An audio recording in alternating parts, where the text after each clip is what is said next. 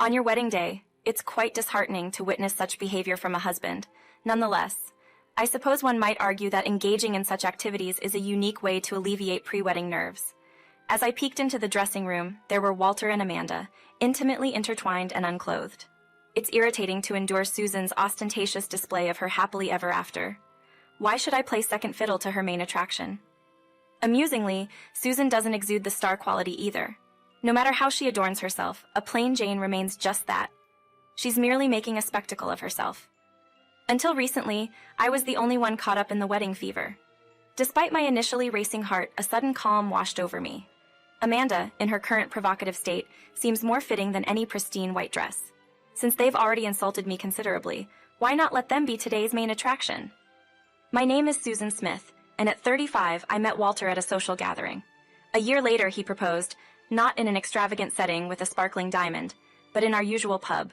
We are both straightforward people. Even though he proposed, we didn't rush into marriage. Respecting my wish for a modest wedding, we planned it for a year later. Touring wedding venues and attending bridal fairs was a delightful experience, and being referred to as groom and bride made us blush and smile. The realization hit that a wedding couldn't be rushed after the decision to have one. A year later seemed reasonable, and the initially thought to be joke of a cost turned out to be real. That's why the wedding is set for a year later, and this month's share is $2,000. I handed the money over to Walter for our wedding, where each of us contributes $2,000 every month. By the end of the year, we should have saved around $25,000, with Walter managing the finances. Living with our parents makes the monthly contribution feasible. Walter suggested using my mother's workplace as the venue, and despite my concerns, he insisted. The venue was excellent, and the family discount was a significant help. Wedding preparations went smoothly. We met each other's parents and started visiting each other's homes. Amanda's unexpected appearance changed the atmosphere completely. Her intrusive comments about our relationship were infuriating, but I refrained from retorting due to my casual attire. Walter introduced her as his cousin, and despite her rude behavior, my in-laws scolded her.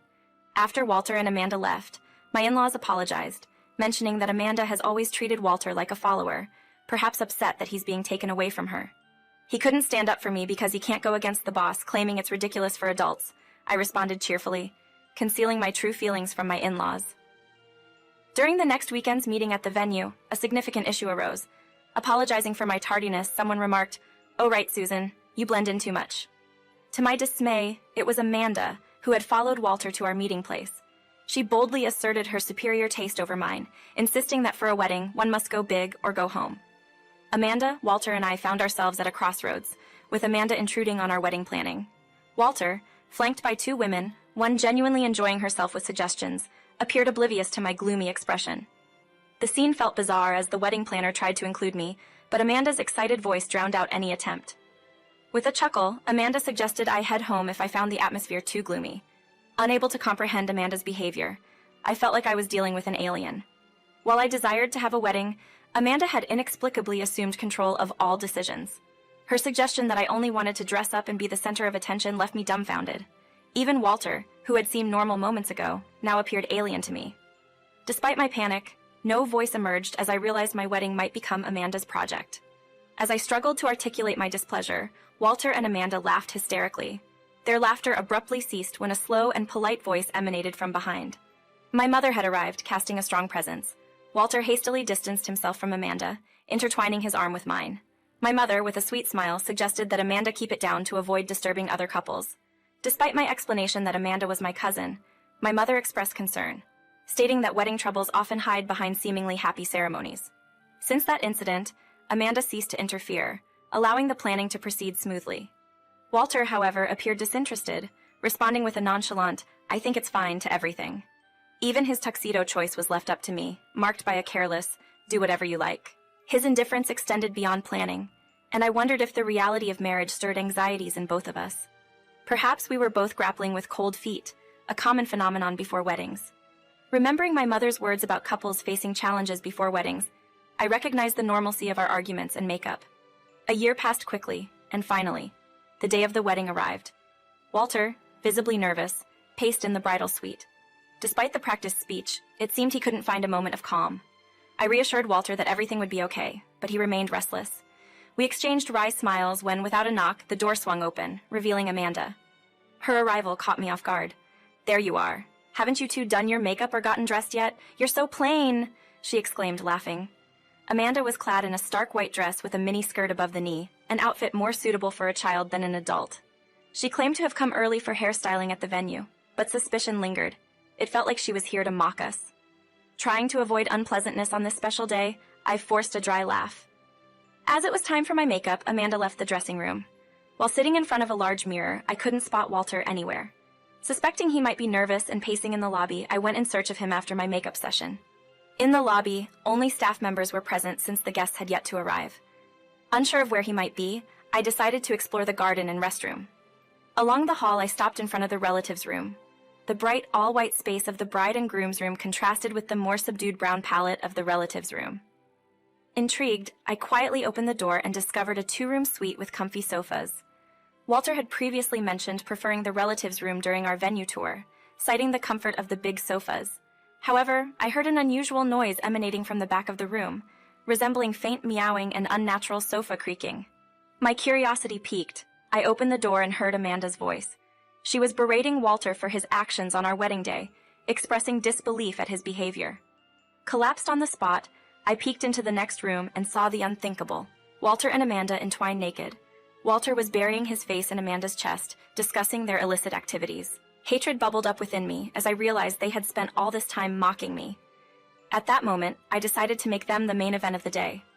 When I stepped out of the dressing room, my mother rushed over with a pale face. I declared firmly that I would never forgive this betrayal, and my mother nodded in solidarity. 20 minutes later, Walter was attempting to forcefully open the door to the family waiting room. Unbeknownst to him, I had borrowed the key from my mother and locked him in, even rigging a door jamb. Walter banged on the door, oblivious to the events outside, calling for help. When he asked if it was me, I responded, "The door won't open. Can you open it from the outside?" He seemed irritated, unaware of the situation unfolding around him. I unlocked the door for Walter from the outside, and as soon as he emerged from the dressing room, he grabbed my shoulder, demanding to know why I didn't open it right away. His motion halted abruptly as he noticed the presence of my relatives, Walter's relatives, and the wedding venue staff behind me. Amanda, sensing the tense atmosphere, attempted to downplay the situation with a thin smile, asking what was going on. Claiming she got locked in during a casual tour of the wedding venue, Amanda offered excuses without being prompted. Walter's relatives expressed dissatisfaction, having received a call from the venue about a supposed serious incident. They were visibly irritated, thinking it was a prank. Feeling the need to clarify, I confessed the real reason. Walter and Amanda were caught cheating in the room. Walter, Amanda, and the relatives were wide-eyed in disbelief. Walter initially attempted to grab me, but then, conscious of the people around, awkwardly put his arm around my shoulder. Despite his forced smile, his eyes conveyed a warning for me to stay silent. Undeterred, I continued expressionlessly, asserting that it wasn't a mistake. I had seen what transpired, leading to me locking them in the room. Walter dismissed my claims, suggesting I was dreaming and smiling forcefully, though his eyes conveyed a different message. Amanda, on the other hand, offered a calm explanation, alleging that I was merely jealous and harbored animosity towards her. Despite Walter's parents trying to mediate, the situation escalated. The relatives were whispering and exchanging glances, likely bad-mouthing me. Walter gained confidence and urged me to apologize for causing trouble with my lies. However, I stood my ground. My mom stepped forward and apologized for calling everyone early, attempting to diffuse the tension, but I refused to apologize as Walter desired. In an attempt to divert attention, my mother announced a special entertainment prepared as an apology for the rush. The relatives were guided to the banquet hall with Walter and Amanda following, looking bewildered. In the hall, a giant screen descended and a sultry voice filled the dimly lit space. Intimate scenes of Walter and Amanda were projected on the screen, causing screams to erupt. Amanda protested, demanding the footage be stopped. But the scandalous affair was exposed for a few seconds, creating the most unexpected entertainment. In the silent hall, I asked Amanda if she intended to be the bride in the pure white dress, asserting that if it wasn't my day to be the center of attention, it must be hers. The crowd remained frozen as I clapped, and Walter, red-faced, grabbed my collar. I retorted that he was the one messing around, and his grip loosened.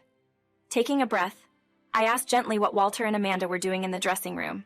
Walter clenched his teeth and the truth unfolded. They were secretly filmed during their rendezvous, and the footage was sent to my mom. With her years of experience at the venue, my mom swiftly coordinated the staff to manage the unfolding situation. Walter and his group gathered the relatives and began preparations for the video and screen.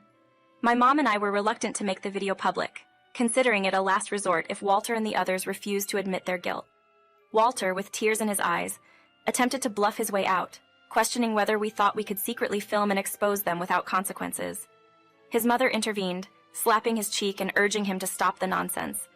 In reality, I had sent the video to Walter's parents, revealing their son's true colors on his significant day. As Walter was about to leave the nest, I had anticipated his parents might defend him, but instead, they suggested gathering the family and confronting them publicly. This prompted us to take action. As relatives, Walter and Amanda faced the consequences of their actions, and his in-laws made a tough decision to avoid ambiguity. My mom, fearing betrayal, staggered back, clutching her chest as if about to hyperventilate. Accusing Walter of betrayal, his mother yelled, tears streaming down her face. Walter's cries grated on everyone, and they frowned upon him from afar. Amidst the chaos, Amanda, the other main character, tried to sneak away from the crowd. Standing out in her pure white outfit, a middle-aged relative caught her immediately. Amanda protested, demanding to be released, but the man insisted that she was lying about cheating with Walter. Another man, grasping the situation, shouted at Amanda, accusing her of messing around with someone else. Amanda, head still bowed, gave no reply, indicating her involvement with multiple relatives. Walter, no longer crying, claimed he was special and gave her $2,000 every month. Amanda collapsed as Walter unintentionally revealed their financial arrangement. The other two men also confessed to giving Amanda money, turning the situation into a dispute over finances. Amanda, surrounded by encroaching men, pleaded for help. Unbelievably, her eyes met mine, and it seemed she couldn't even rely on her parents in this situation. Taunting Amanda for seeking attention, I remarked that everyone was looking at her, but she had no response. Walter, grabbing her arm, insisted that they weren't done talking. Tapping Walter on the shoulder, I sneered, calling him a cheater and questioning if this was some kind of scheme. Walter, oblivious to the mess he was in, began to realize the gravity of his situation. Denying any wrongdoing, he claimed it wasn't cheating, expressing his love for me. I played along, acknowledging his payment to Amanda as buying her time, and Walter, slightly relieved, began to relax his guard. He looked up to the sky, smiling faintly, and mentioned transferring $2,000 to Amanda each month. It clicked that this was the exact amount I had been giving him for our wedding savings. Unable to forgive him for diverting our future happiness into his selfish desires, I called off the wedding. Thankfully, the guest list consisted mostly of relatives, allowing us to send them home after the debacle. Breaking off the engagement with Walter became the only viable option, and it happened before the situation could escalate further. We had officially entered into a legal commitment, despite my desire to sever all ties with Walter. He approached me, insisting that we still bear the financial burden of the canceled wedding. It felt like extortion. I suggested discussing it with my mother. Walter handed me a bill for around $25,000, asserting our liability for the full amount due to the cancellation on the wedding day. While I offered to contribute generously, the funds primarily consisted of relatives' money. I assumed the gifts would offset the expenses, deeming our savings unnecessary. I challenged Walter's spending on Amanda, a person she wouldn't typically date. However, with the looming wedding, she felt a sense of loss and had seduced him, coaxing $2,000 from him. Their transactional relationship, both financial and physical, ensued. Walter blamed me for the ruined wedding and demanded payment. Before I could respond, Walter was confronted by his father, who revealed his suspicions. His mother blamed him for the broken relationship. I demanded compensation through a lawyer, leading to Walter and Amanda borrowing money to settle with me. Both were subsequently kicked out of their parental homes. Walter's life spiraled into isolation and paranoia, eventually resigning from work. Amanda, ostracized for bad-mouthing me, had nowhere to go. Though Walter and I were no longer engaged, they blamed each other, realizing the consequences of their actions. Time passed and I struggled with the shattered dream of my perfect wedding. My mother reminded me that life doesn't end in your 40s, encouraging me to seek new happiness. She proposed a spa trip, symbolizing a fresh start. I laughed with her, realizing that happiness could be found beyond my current predicament. Despite the setback, my mother reassured me that I always have a home to return to.